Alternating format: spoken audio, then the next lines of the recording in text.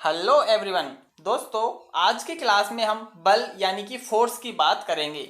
दोस्तों, फोर्स क्या होता है पहले ये समझिएगा। फोर्स यानी बल एक भौतिक राशि है जो वस्तु की गति या आराम की अवस्था में परिवर्तन लाती है। यानी कि दोस्तों, कोई वस्तु अगर गति कर रही है तो उसे स्थिर अवस्था में ले आएगी, अगर स्थिर अवस्था में है दोस्तों तो उसे गतिमान कर देगी।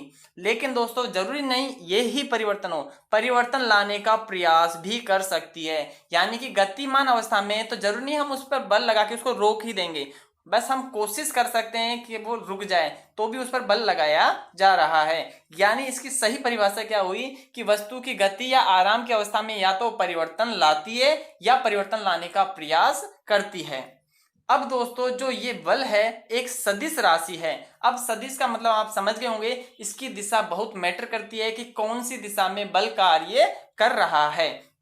और जैसा कि हमने न्यूटन के गति के नियम में पढ़ा था दोस्तों, F यानी बल किसके बराबर था, m इंटू ए, यानी कि द्रव्यमान इंटू त्वरण। तो दोस्तों, वस्तु का द्रव्यमान और उसके त्वरण के गुणनफल के बराबर बल होता है। अब किसी भी बल के बारे में अगर हमें दोस्तों पूरी जानकारी चाहिए तो हमें इन तीन बातों का पता होना चाहिए। पहली बात क्या है दोस्तों, बल का परिमाण कितना है, यानी उसका मान कितना है। दूसरा है दोस्तों बल के कार्य करने की दिशा, यानी कि कौन सी दिशा में बल कार्य कर रहा है। और वह बिंदु जिस पर बल कार्य कर रहा है, यानी कौन से बिंदु पर, पॉइंट पर बल कार्य कर रहा है। अगर हमें तीनों बातें पता है दोस्तों तो हम किसी भी बल के बारे में पूर्ण जानकारी प्राप्त कर सकते हैं। अब हम बात करते हैं बल के मात्रकों की।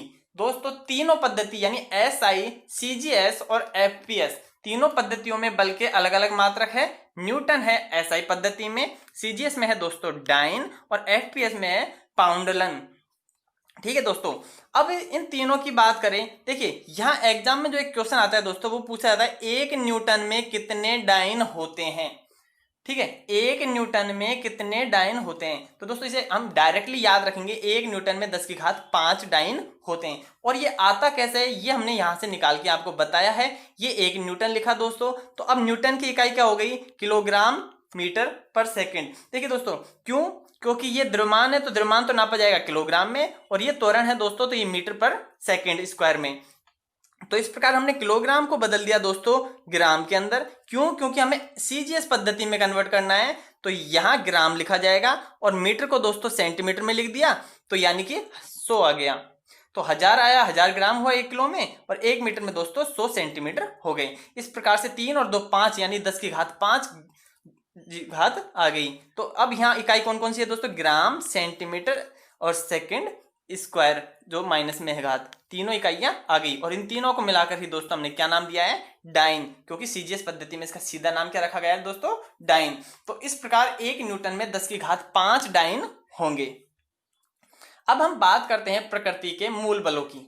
दोस्तों, प्रकृति में 4 प्रकार के मूल बल पाए जाते हैं। सबसे पहला आता है गुरुत्वाकर्षण, यानी कि ग्रेविटेशनल फोर्स।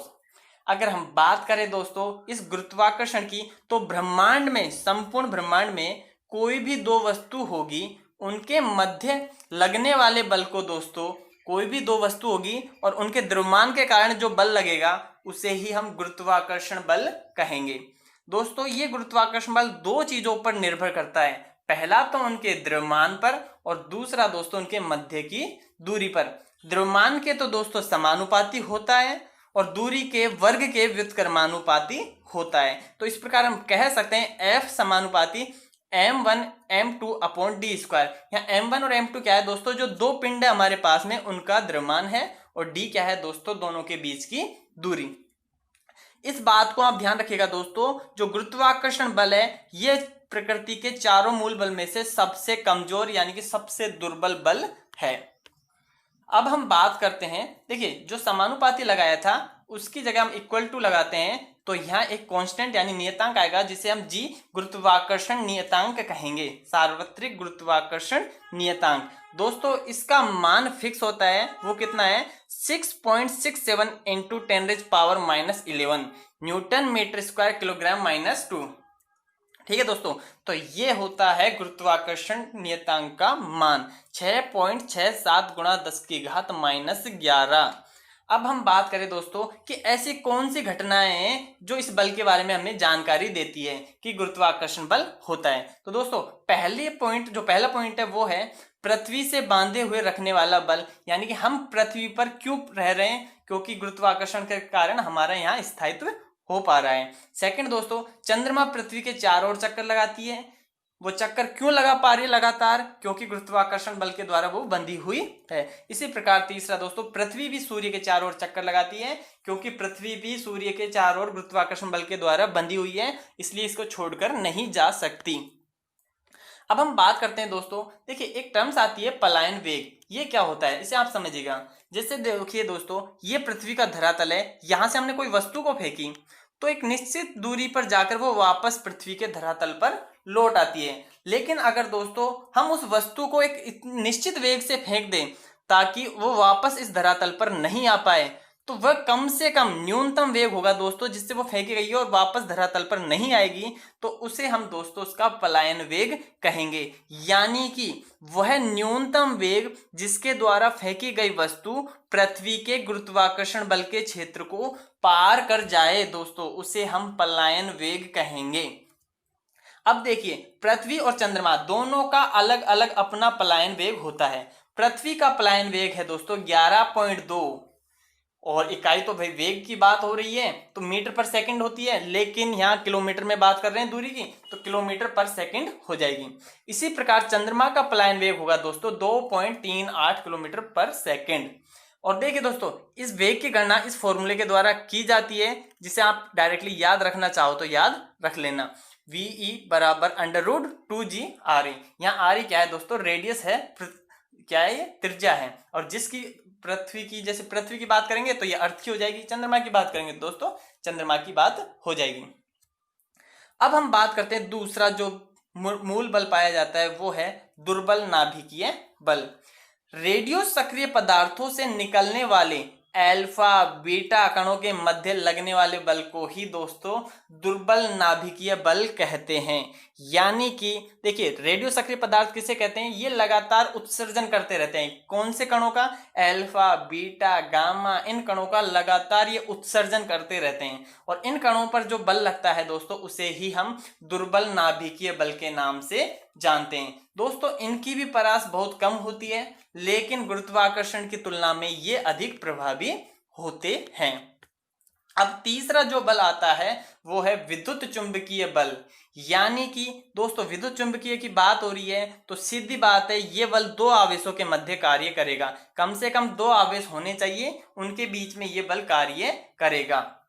अब दोस्तों दोनों आवेश हो सकते हैं, समान हो या अलग अलग हो। जैसे सपोज दोस्तों अगर प्लस प्लस है तो क्या करेंगे, एक दूसरे को प्रतिकर्षित करेंगे। तो वही बात आपको बताई गई है कि समान आवेश होंगे दोस्तों तो एक दूसरे को विकर्षित यानी कि प्रतिकर्षित करेंगे, और अगर असमान आवेश हुए दोस्तों तो एक दूसरे को आकर्षित करते हैं। और ये जो नियम होता है दोस्तों इन दोनों के बीच में जो आवेश का, इसे ही हम क्या कहते हैं, कूलाम का नियम।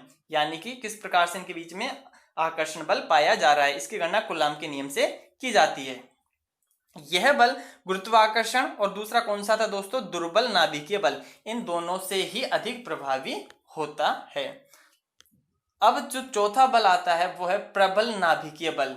दोस्तों यह बल प्रोटॉन प्रोटॉन और प्रोटॉन या न्यूट्रॉन के मध्य कार्य करता है। देखिए दोस्तों, नाभिक में या प्रोटॉन और न्यूट्रॉन दोनों ही पाए जाते हैं, तो या तो प्रोटॉन प्रोटॉन आपस में बल लगाएंगे या प्रोटॉन न्यूट्रॉन के मध्य आपस में बल लगेगा। तो ये जो बल होता है दोस्तों उसे ही हम नाभिकीय बल कहते हैं, और ये काफी प्रबल यानी कि सबसे ज्यादा प्रबल ही यही होता है, सबसे शक्तिशाली बल है दोस्तों चारों में से। तो सबसे दुर्बल बल कौन सा, गुरुत्वाकर्षण, और सबसे प्रबल कौन सा दोस्तों, वो है प्रबल नाभिकीय बल। ऐसा इसी आकर्षण बल के कारण दोस्तों नाभिक कभी भी नहीं टूटता है, परमाणु का स्थायित्व बना रहता है। अब हम बात करते हैं यहाँ बलों के प्रकार। अलग अलग प्रकार के बल पाए जाते हैं दोस्तों। जैसा पहला है संतुलित बल। अब संतुलित बल का मतलब क्या है दोस्तों, जब किसी वस्तु पर एक साथ कई बल कार्य कर रहे हो तो उनका परिणामी क्या हो जाएगा, शून्य हो जाएगा। तो उस कंडीशन में हम उसे कहेंगे कि ये संतुलित बल है। इसे आप इस प्रकार समझिए दोस्तों, जैसे एक वस्तु है और यहाँ मान लो F1 फोर्स हमने इधर से लगाया और इधर से लगाया दोस्तों इस पर हमने F2। अब दोनों बल हमने इस पर लगा दिए, लेकिन इसकी अवस्था में, इसकी स्थिति में कोई परिवर्तन नहीं हुआ, ये जहां पर है वैसे की वैसे रखी हुई है, यानी बल के कारण इसमें कोई परिणामी परिवर्तन नहीं आएगा। तो इस कंडीशन में क्या कहेंगे हम इसे कि ये संतुलित बल है। परिणामी बल कितना हो गया दोस्तों? शून्य। क्यों? क्योंकि जितना F बनता उतना ही F2 है, तो दोनों एक दूसरे को क्या कर देते हैं? निरस्त कर देते हैं। इस प्रकार इस बल को हम संतुलित बल कहेंगे।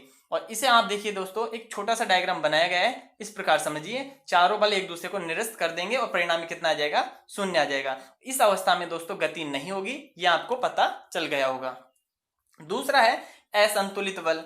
देखिए दोस्तों, जब कई बल तो काम करेंगे लेकिन उनका परिणामी शून्य नहीं होगा, उसे हम असंतुलित बल कहेंगे। और इस अवस्था में दोस्तों गति संभव होगी बिल्कुल। अब तीसरा जो बल आता है वो आता है दोस्तों घर्षण बल। घर्षण बल क्या होगा दोस्तों? जो वस्तुओं के मध्य परस्पर गति का विरोध करता है, यानी कि दो वस्तुएं होंगी दोस्तों और इनको आपस में अगर हम गति कराएंगे तो इसका जो विरोध करता है वो ही इनका घर्षण बल यानी फ्रिक्शन फोर्स कहलाता है। दोस्तों इसकी सबसे बड़ी विशेषता क्या है कि वस्तु की गति होगी उसकी दिशा के विपरीत ये बल कार्य करता है। अगर वस्तु इस दिशा में कार्य कर रही है, गति कर रही है, तो बल होगा वो इसके विपरीत दिशा में लगेगा। यह बल वस्तु की प्रकृति पर निर्भर करता है। कैसे? ये समझिए दोस्तों, अगर वस्तु चिकनी है तो घर्षण बल कम होगा और अगर खुरदरी सतह है दोस्तों तो घर्षण बल अधिक होगा। इस प्रकार से वस्तु की प्रकृति पर निर्भर करता है। अब हम बात करें दोस्तों, घर्षण बल होते हैं ये तीन प्रकार के होते हैं, सीमांत, सर्पी और लोटनी। देखिए दोस्तों, सीमांत बल क्या होता है? सीमांत घर्षण बल क्या होगा? यह बल दो स्थिर वस्तुओं के मध्य कार्य करेगा, यानी दोनों की दोनों वस्तुएं स्थिर रखी हुई है, उनके मध्य जो घर्षण बल लगेगा दोस्तों उसे हम सीमांत कहेंगे, यानी लिमिटिंग फ्रिक्शन फोर्स कहेंगे। दूसरा है दोस्तों सर्पी, यानी sliding friction force, SFF, sliding friction force. ठीक है दोस्तों, यह बल उस समय कार्य करता है जब एक वस्तु दूसरी वस्तु की सतह पर गति करती हो, यानी दोस्तों एक वस्तु गति करेगी दूसरी वस्तु की सतह पर, उस समय दोस्तों सर्पी बल कार्य करता है। तीसरा आता है दोस्तों लोटनी। अब लोटनी से आप समझिएगा दोस्तों कि एक वस्तु दूसरी वस्तु की सतह पर क्या होगी? लोटेगी, लुढ़कते हुए जाएगी, रोलिंग फ्रिक्शन फोर्स यानी RFF, रोलिंग फ्रिक्शन फोर्स। और दूसरा था दोस्तों ये स्लाइडिंग फ्रिक्शन फोर्स, SFF। ये इसलिए बता रहा हूं दोस्तों, आगे हम इनको काम में लेंगे। तो देखिए दोस्तों, जो अभी आपको बताया था कि SFF है और दूसरा है RFF, रोलिंग है और एक स्लाइडिंग है। तो दोस्तों एक समान सतह के लिए अगर मान लो एक ही सतह की बात कर रहे हैं और एक है सर्पी घर्षण बल और दूसरा है दोस्तों लोटनी घर्षण बल, तो सर्पी घर्षण बल दोस्तों सदैव लोटनी घर्षण बल से अधिक होगा, यानी कि स्लाइडिंग फ्रिक्शन फोर्स दोस्तों हमेशा ज्यादा होगा। इस बात को आप ध्यान रखिएगा। इसलिए मशीनों के कलपुर्जों को नष्ट होने से बचाने के लिए वो जो बियरिंग होती है दोस्तों उनका प्रयोग किया जाता है ताकि उसके पुर्जे नष्ट ना हो। उनके बीच में जो दोस्तों सर्पी बल या लोटनी बल लगता है उनके कारण उनकी सतह पर घर्षण बल ज्यादा उत्पन्न नहीं हो और उनके बीच में जो पार्ट्स होते हैं वो टूटे ना। मशीनों के कलपुर्जों को इस बल से बचाने के लिए स्नेहक का भी प्रयोग करते हैं। बिल्कुल दोस्तों, शुष्क स्नेहक का भी प्रयोग किया जाता है और कुछ लिक्विड स्नेहकों का भी प्रयोग किया जाता है। दोस्तों इसके कुछ उदाहरणों की बात करें तो देखिए चलना, दौड़ना, ये सभी घर्षण के उदाहरण हैं। हम सिर्फ सतह पर चल किस कारण पा रहे हैं, वो उसका कारण सीधा है घर्षण बल। तो इस प्रकार से दोस्तों आज की जो क्लास है इसमें हमने काफी बल के बारे में जाना, लेकिन अभी बल के बारे में और बचा हुआ है, वो हम इसके नेक्स्ट क्लास में पढ़ेंगे। तो आज के लिए इतना ही दोस्तों, आज के लिए इतना ही। बिल्कुल धन्यवाद आप सभी का। वीडियो को दोस्तों अगर पसंद आ रहा है तो शेयर जरूर कर दिया करो और चैनल को सब्सक्राइब करना न भूले अगर आप चैनल पर नए आए हो तो। थैंक यू दोस्तों।